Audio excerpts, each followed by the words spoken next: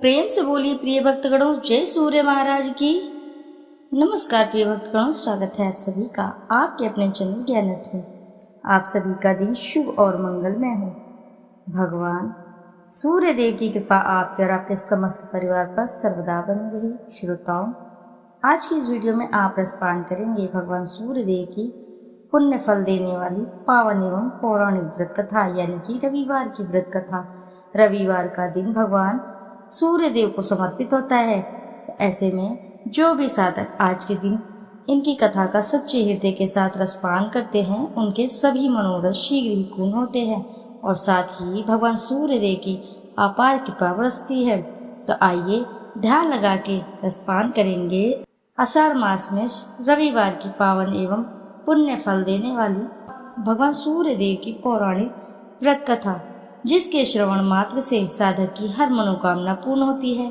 साथ ही जीवन के बारे न्यारे हो जाते हैं। भाग्य सूर्य के समान तेज एवं उज्जवल होने लगता है। तो आइए ध्यान लगाकर रसपान करेंगे रविवार की पुण्य फल देने वाली पौराणिक व्रत कथा। द्वापर युग की बात है। भगवान श्री कृष्ण एक बार अपनी बुआ कुंती के आश्रम काम्य वन में पहुँचे। उस समय पांडव लोग वनवास कर रहे थे। भगवान श्री कृष्ण ने कहा, बुआ जी, मैं तुम्हें वनवासी वेश में देखकर दुखी हो जाता हूँ। मुझे सदैव इस बात की चिंता लगी रहती है कि पता नहीं अब दुष्ट दुर्योधन का प्रहार तुम्हारे ऊपर हो जाए। अतएव इस विपत्ति से छुटकारा पाने के लिए तुम भगवान सूर्य नारायण की आराधना करो। भगवान सूर्य ही सब जीवों के नियंता और प्राण हैं। उनके तेज से ही जीवों का उद्धार होता है। भगवान श्री कृष्ण ने बतलाया कि एक बार शंकर जी से पार्वती जी ने कुछ पूछा था, उसे मैं तुमसे बतला रहा हूँ। शिव जी ने पार्वती जी से कहा, यदि तुम इस बात की जानकारी प्राप्त करना चाहती हो तो मथुरापुरी में जाओ। यहाँ सूर्यपुत्री यमुना जी की धारा प्रवाहित होती है। यमुना के तट पर ऋषि महर्षि मुनि आदि निरंतर तपस्यारत रहते हैं। भगवान रुद्र की आज्ञा से पार्वती जी कालिंदी यमुना के तट को चल पड़ी। कुछ ही दूर जाने पर उन्हें रास्ते में रोती बिलखती एक स्त्री दिखी। उसने बतलाया कि उसका नाम कुसुमवती है और उसका निवास कुसुमावर वन के बीच में है। संतानहीन होने के कारण उसके पति वसंत ने उसे त्याग दिया है और इस प्रकार वह निराश्रिता हो गई है।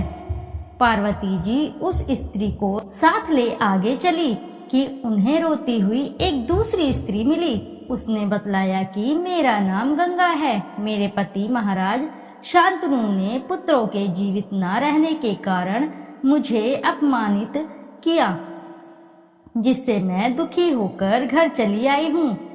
इसी प्रकार थोड़ी दूर जाने पर मधुवन में माधवी नाम की एक स्त्री और मिली, जो पति के वैभव का नाश होने के कारण घर से निकाल दी गई। इसके अनंतर आगे जाने पर कुमुदवन में कुमुदा नाम की स्त्री से भेंट हुई, जिसके पति को राजा ने बंदी बना लिया था और वह व्याकुल होकर विलाप कर रही थी। उन सभी स्त्रियों को साथ लेकर पार्वती जी यमुना तट पर जा पहुंची। उस तट पर पूजन उत्सव देखकर पार्वती जी ने ऋषि पत्नियों से पूछा कि यह किस देव की आराधना हो रही है, इस पूजन का विधान फल क्या है। उनकी बात सुनकर एक ऋषि पत्नी ने कहा, यह जगत पिता सूर्य नारायण का व्रत है और सभी मनोरथ को पूर्ण करने वाला है। इस व्रत को करके प्रत्येक नर नारियों ने अभीष्ट सिद्धि प्राप्त की है। तुम्हें भी यदि कोई वांछा हो तो इस व्रत को करके प्राप्त करो। ऋषि पत्नियों से ऐसी बात सुनकर पार्वती जी अत्यंत प्रसन्न हुई और उस व्रत के विधान तथा फल को जानकर शिव जी के पास लौट आई। पार्वती जी ने इस व्रत को करके विघ्ननाशक गणेश जी जैसा पुत्र को प्राप्त किया। इति शुभम। जोर से बोलिए प्रिय भक्तगणों, जय सूर्य नारायण भगवान की। प्राचीन काल में एक बुढ़िया रहती थी। वह नियमित रूप से रविवार का व्रत करती। रविवार के दिन सूर्योदय से पहले उठकर बुढ़िया स्नान आदि से निवृत्त होकर आंगन को गोबर से लीप कर स्वच्छ करती। उसके बाद सूर्य भगवान की पूजा करते हुए रविवार की व्रत कथा सुनकर भगवान सूर्य को भोग लगाकर दिन में एक समय भोजन करती। सूर्य भगवान की अनुकंपा से बुढ़िया को किसी प्रकार की चिंता व कष्ट नहीं था। धीरे धीरे उसका घर धन धान्य से भरता रहा। उस बुढ़िया को सुखी देखते हुए उसकी पड़ोसन उससे बुरी तरह जलने लगी। बुढ़िया ने कोई गाय नहीं पाल रखी थी, अतः वह अपनी पड़ोसन के आंगन में बंधी गाय का गोबर लेकर आती। पड़ोसन ने कुछ सोचकर अपनी गाय को घर के भीतर बांध दिया। रविवार को गोबर न मिलने से बुढ़िया अपना आंगन नहीं लीप सकी। आंगन न लीप पाने के कारण उस बुढ़िया ने सूर्य भगवान को भोग नहीं लगाया और उस दिन उसने स्वयं भी भोजन नहीं किया। सूर्यास्त होने पर बुढ़िया भूखी प्यासी सो गई। रात्रि में सूर्य भगवान ने उसे स्वप्न में दर्शन दिए और व्रत करने की तथा उन्हें भोग न लगाने का कारण पूछा। बुढ़िया ने बहुत ही करुण स्वर में पड़ोसन के द्वारा घर के अंदर गाय बांधने और गोबर न मिल पाने की बात कही। सूर्य भगवान ने अपनी अनन्य भक्त बुढ़िया की परेशानी का कारण जानकर उसके सब दुख दूर करते हुए कहा, हे माता, तुम प्रत्येक रविवार को मेरी पूजा और व्रत करती हो। मैं तुमसे अति प्रसन्न हूँ और मैं तुम्हें ऐसी गाय प्रदान करता हूँ जो तुम्हारे घर आंगन को धन्य धान्य से भर देगी, तुम्हारी सभी मनोकामनाएं पूरी करेगी। रविवार का व्रत करने वालों की मैं सभी इच्छाएं पूरी करता हूँ। मेरा व्रत करने व कथा सुनने से बांझ स्त्रियों को पुत्र की प्राप्ति होती है। स्वप्न में उस बुढ़िया को ऐसा वरदान देकर सूर्य भगवान अंतर्धान हो गए। प्रातः काल सूर्योदय से पूर्व उस बुढ़िया की आंख खुली तो वह अपने घर के आंगन में सुंदर गाय और बछड़े को देखकर हैरान हो गई। गाय को आंगन में बांधकर उसने जल्दी से उसे चारा लाकर खिलाया। पड़ोसन ने उस बुढ़िया के आंगन में बंधी सुंदर गाय और बछड़े को देखा तो वह उससे और अधिक जलने लगी। तभी गाय ने सोने का गोबर किया। गोबर को देखते ही पड़ोसन की आंखें फट गई। पड़ोसन ने उस बुढ़िया को आसपास न पाकर तुरंत उस गोबर को उठाया और अपने घर ले गई तथा अपनी गाय का गोबर वहां रख आई। सोने के गोबर से पड़ोसन ने कुछ ही दिनों में धनवान हो गई। गाय प्रतिदिन सूर्योदय से पूर्व सोने का गोबर किया करती थी और बुढ़िया के उठने के पहले पड़ोसन उस गोबर को उठाकर ले जाती थी। बहुत दिनों तक बुढ़िया को सोने का गोबर के बारे में कुछ पता ही नहीं चला। बुढ़िया पहले की तरह हर रविवार को भगवान सूर्य देव का व्रत करती रही और कथा सुनती रही, लेकिन सूर्य भगवान को जब पड़ोसन की चालाकी का पता चला तो उन्होंने तेज आंधी चलाई। आंधी का प्रकोप देखकर बुढ़िया ने गाय को घर के भीतर बांध दिया। सुबह उठकर बुढ़िया ने सोने का गोबर देखा, उसे बहुत आश्चर्य हुआ। उस दिन के बाद बुढ़िया गाय को घर के भीतर ही बांधने लगी। सोने के गोबर से बुढ़िया कुछ ही दिनों में बहुत धनी हो गई। उस बुढ़िया के धनी होने से पड़ोसन बुरी तरह जल भूनकर राख हो गई और उसने अपने पति को समझा बुझाकर उस नगर के राजा के पास भेज दिया। राजा को जब बुढ़िया के पास सोने के गोबर देने वाली गाय के बारे में पता चला तो उसने अपने सैनिक भेजकर बुढ़िया की गाय लाने का आदेश दिया। सैनिक उस बुढ़िया के घर पहुंचे। उस समय बुढ़िया सूर्य भगवान को भोग लगाकर स्वयं भोजन ग्रहण करने वाली थी। राजा के सैनिकों ने गाय और बछड़े को खोला और अपने साथ महल की ओर ले चले गए। बुढ़िया ने सैनिकों से गाय और बछड़े को न ले जाने की प्रार्थना की। बहुत रोई, बहुत चिल्लाई, लेकिन राजा के सैनिक नहीं माने। गाय व बछड़े के चले जाने से बुढ़िया को बहुत दुख हुआ। उस दिन उसने कुछ भी नहीं खाया और सारी रात सूर्य भगवान से गाय व बछड़े का लौटाने के लिए प्रार्थना करती रही। सुंदर गाय को देखकर राजा बहुत खुश हुआ।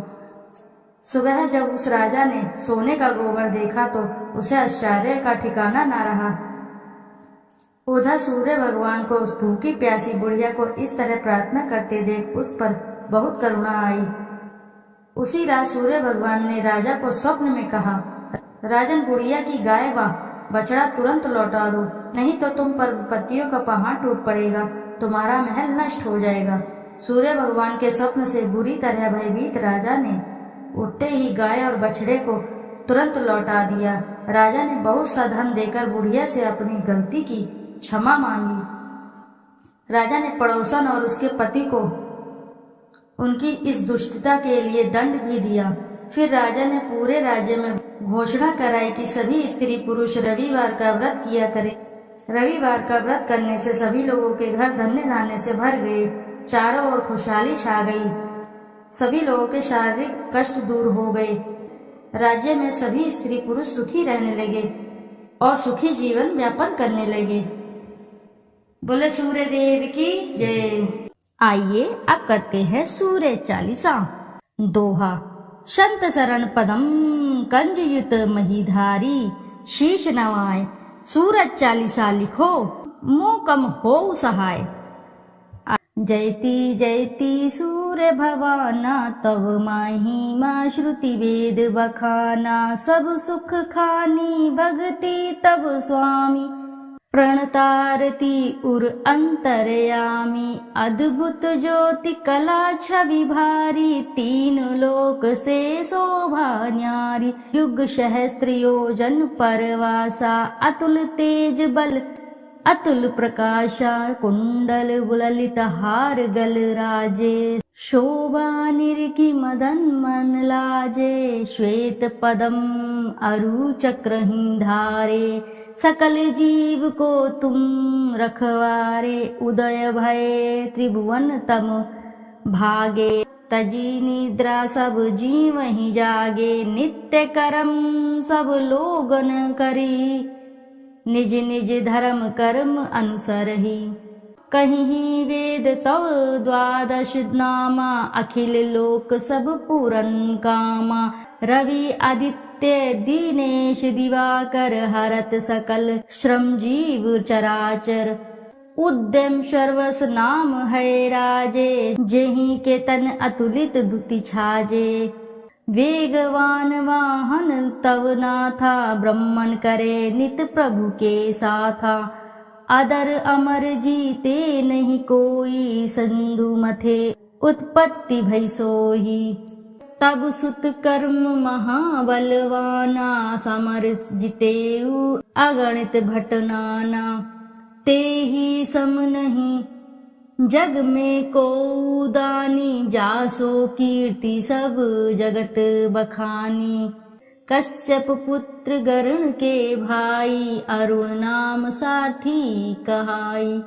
समय पाई जब राहु ग्रासे, त्रिभुवन में तब तम अति भासे। ग्रहण पर्व पंडित सब कहीं, मोक्ष हेतु सादर नर करहीं। स्नान दान अरु व्रत अचारा, करहिं यत्न जेहि हो उदारा। एहि कर महिमा वेद पुराना, विविध भांति सब ग्रंथ बखाना। उदय अस्त लो तुम्हरो राजा, करत सदा भक्तन को काजा। जो नर ध्यान तुम्हारो लावे, मन वांछित फल निश्चय पावे। धनी धनी महिमा तुम्हरो नाथा, नमत जीव सब धरी महिमा था। पढ़े सुने जो सूर्य चालीसा, वाको होत सकल अग खीसा। खग मृग जीव जंतु नर नागा, मेघ झरत कुसुमित वन बागा। वृक्ष लतादिक तब अधीना, जीमी जल पाई सुखी हो मीना। कुष्ठग्रस्त रह जो नर कोई, ध्यान धरे ताकर दुख खोई। लवण रहित व्रत रवि को करही, वाको दुख पावक माज रही। भूमि शयन प्रभु पद चित लावे, वर्ष एक एहि भांति बितावे। पाठ करे नित सूर्य पुराना, करी पूजा धरे उर ध्याना। व्रत पूरा करी होम करावे, दान देई अरुण विप्र जिमावे। हवन भस्म मर्दे सब अंगा, ताको दुख निश्चय हो भंगा। मधु अमीश रवि दिन कर पाना, रोगी सात जन्म परमाना। जन्म जन्म महा धन दुख पावे राख नरक अंत में आवे। तैल मास मधु नारी जो त्यागहीं वाको दुख व्याधि सब भागहीं। पाठ करे गृह पीड़ा नाशे मोक्ष ज्ञान बहुविधि उद्भासे। पूजन वंद्य करे जो कोई पुत्रवती निश्चय सो होई। नेत्रहीन जो प्रभु चित लावहीं दिव्य दृष्टि निश्चय सो पावहीं। विद्या धन बल जो नर चहहीं सो सब भांति सकल सुख लयहीं। जो ये चरित सूर्य को गावे अंत समय तब धाम सिधावे। श्रद्धा भक्ति धारी ही ये पाठ करे मन लाए। सुख संपत्ति बहु भोग करी सो तब धाम सिधाए। संत शरण को तनय हूँ शिवदत्त मिश्र सुनाम। देवरिया मंडल बसूं धाम मझौली ग्राम। सूर्य चालीसा रचेऊ तुम्हारो है आधार। भाद्र मास की पूर्णिमा करहूं कृपा दतार। प्रिय भक्तगणों, प्रेम से बोलिए जय सूर्य नारायण की। श्रोताओं, यदि आपको कथा अच्छी लगी है तो वीडियो जरूर लाइक करें, साथ ही चैनल को सब्सक्राइब करें और एक बार अपनी सच्ची श्रद्धा के साथ कमेंट बॉक्स में जरूर लिखें जय सूर्य भगवान की। फिर मिलते हैं आपसे ऐसी किसी नई कथा कहानी में। जब तक के लिए नमस्कार श्रोताओं।